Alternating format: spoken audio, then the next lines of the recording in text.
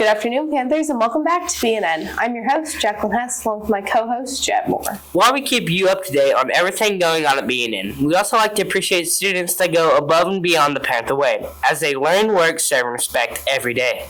Here with us today is our homecoming king and queen, Suzanne Flieger and Jason Boyd. Susie, Jason, were you surprised when you were given the homecoming crown? And is there something you'd like to say for everyone who voted for you? Hi, I was very surprised that I was voted in for homecoming queen because I thought that all the candidates were very good and all of them are such great girls. To the people that voted for me, thank you so much. You know, it's a memory that I'll never forget. Thank you. Yes, I was very surprised. Whenever I got told, I was just kind of sat there for a second, just staring. Kind of made me nervous walking up there with all the people.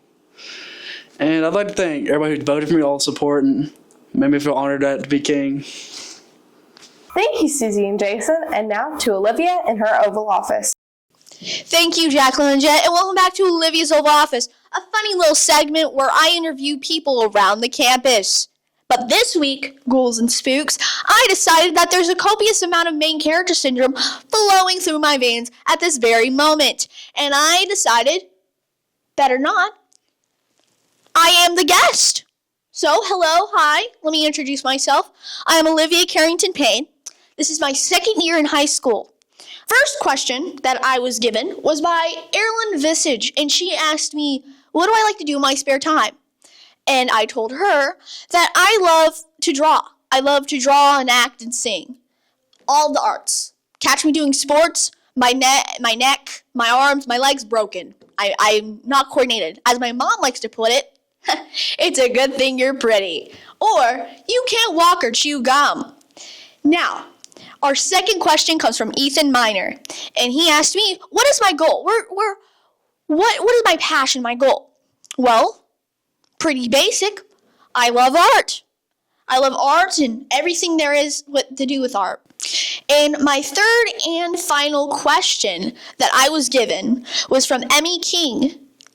And I think that's her last name.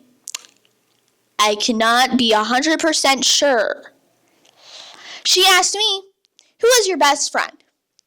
And to be honest, my best friend is probably Kylie Blankenship. Halloween's coming up. Stay safe. Look 2 ways before crossing the road.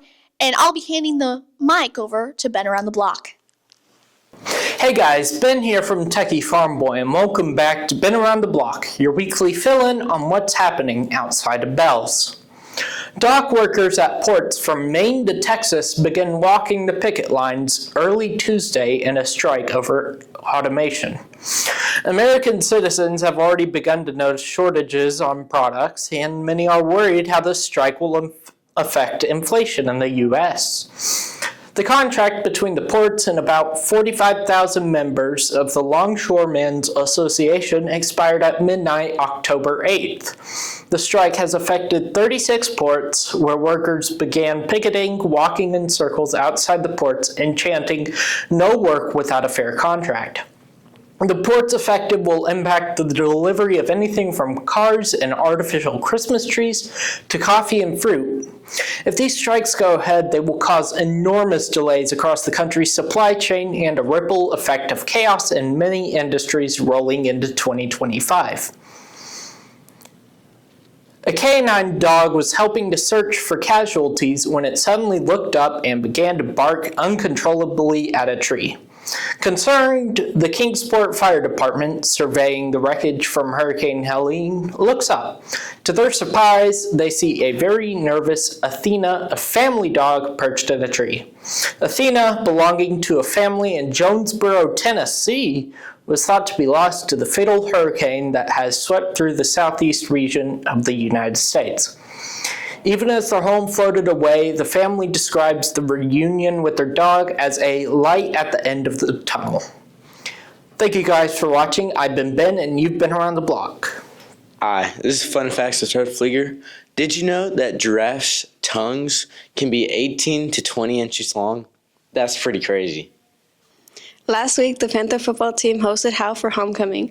Both the offense and defense were too much for the Bulldogs as the Panthers were in control from start to finish, winning the game 44-6. In volleyball, the Lady Panthers swept SNS and Leonard as they continue to roll through district play.